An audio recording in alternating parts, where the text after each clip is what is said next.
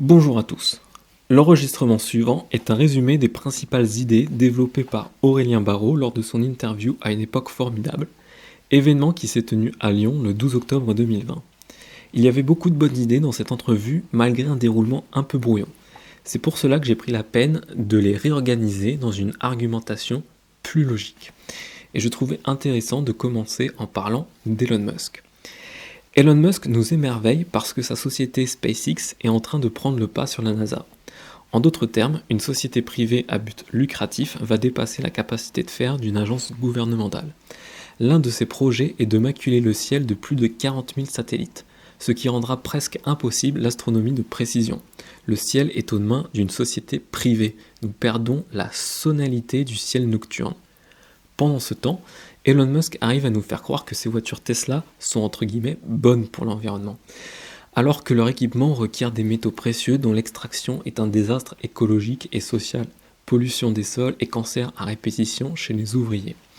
Et quand bien même pour réussir à faire bouger une voiture de 2 tonnes, même propulsée électriquement, cela reste un gouffre énergétique.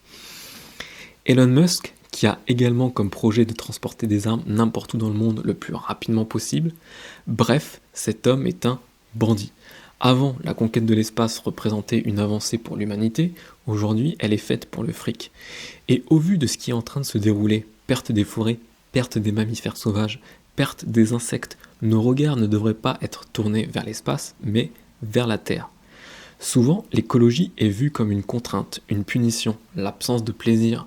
Le soir, quand vos enfants passent leur temps à jouer à Fortnite en haut débit, eh bien, ils ne lisent pas. C'est l'un ou l'autre. Idem pour votre temps passé sur Instagram ou Facebook. Les questions à se poser devraient être: que souhaite-t-on valoriser? Qu'est-ce qui fait sens? Qu'est-ce qui nous rend désirables? Car il y a là un vrai problème, nous voulons tous être aimés. Pourquoi veut-on une voiture de sport? Pourquoi veut-on le téléphone dernier cri? C'est pas pour ce que nous apportent les objets, mais tout simplement pour acheter le regard de l'autre. C'est une manière de se rendre désirable. Si aujourd'hui le désir change de camp, si aujourd'hui vous vous faites photographier en jet ski pendant vos vacances et on dit que ça fait plouc, si aujourd'hui ça devient un marqueur d'incompréhension face au désastre écologique, pour rappel 800 000 morts par an dus à la pollution, rien qu'en Europe, si tout ça apparaît, alors une transition pourra s'effectuer. Donc, plutôt que de se faire désirer pour les photos de nos dernières vacances aux Bahamas, pourquoi ne pas plutôt se faire désirer par une invitation à s'émerveiller? On connaît tous les sons des notifications Facebook, Instagram, Twitter, mais on ne connaît pas les 3 principaux chants d'oiseaux encore dans les villes. D'ailleurs, le chant des oiseaux est le dernier son non humain que l'on peut encore entendre en ville, mais pour combien de temps? Alors beaucoup diront que c'est la faute du capitalisme. Les Mayas n'étaient pas capitalistes et leur capacité de destruction de l'environnement est vraisemblablement inégalée. Les empereurs romains n'étaient pas capitalistes, pourtant on trouve encore des traces de plomb dans les carottages d'épaule.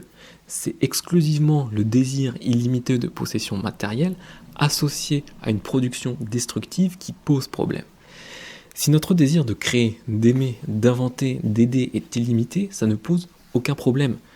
Ne croyons pas que l'écologie est castratrice ou décroissante, elle appelle à toutes les croissances fondamentales, sauf cette infime part de nos activités qui est l'accumulation de biens matériels, détruisant les conditions d'habitabilité de notre planète.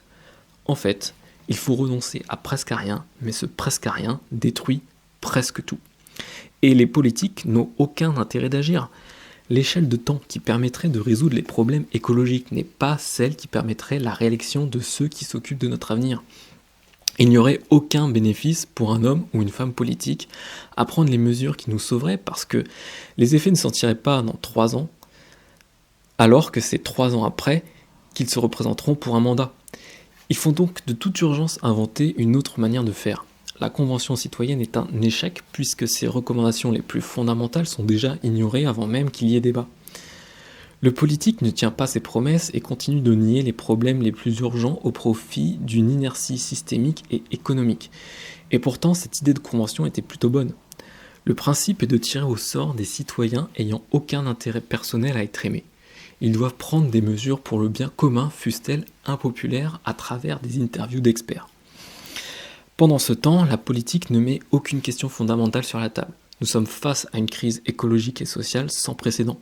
Selon l'ONU, nous sommes sous une menace existentielle directe et la seule chose qui a été faite est de reporter de quelques mois le versement des dividendes aux actionnaires.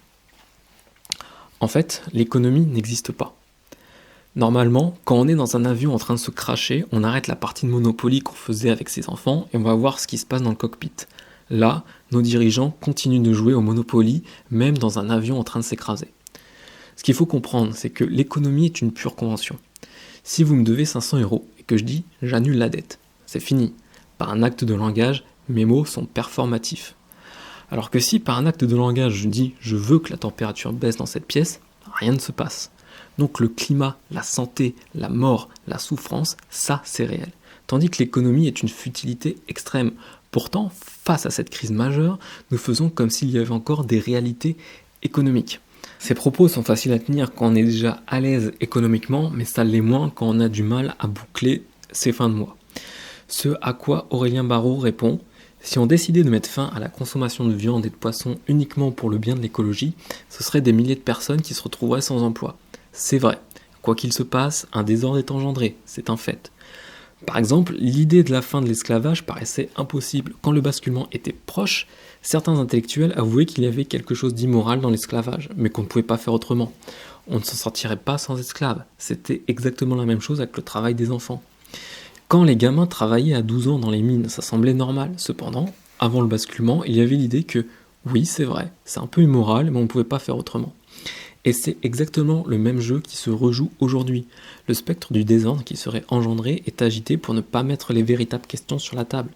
Si on ne mange plus d'animaux, on mangera autre chose, et évidemment que des reconversions auront lieu, et ça ne sera pas nécessairement une catastrophe sociale. En fait, il ne faut pas sauver le système, mais en créer un autre. Une des causes de la reprise de la pandémie est l'ouverture des bars, où une fois la jovialité installée, tout le monde retire son masque et il n'y a plus de distance barrière. Les bars n'ont pas été interdits parce qu'il fallait les sauver.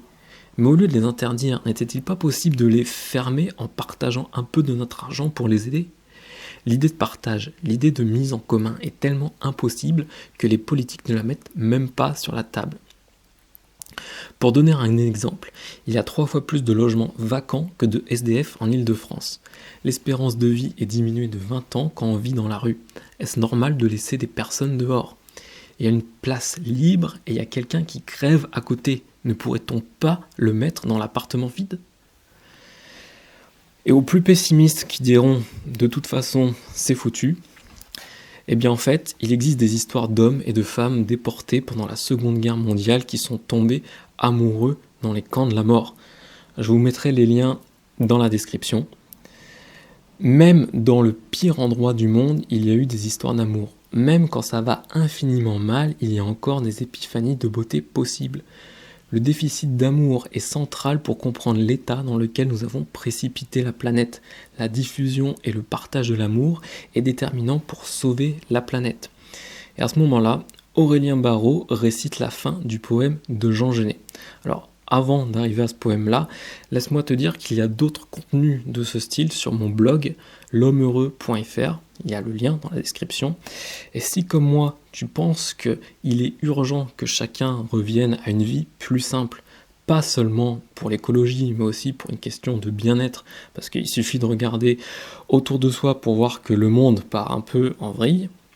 Donc, pour ça qu'il est urgent de revenir à une vie plus simple.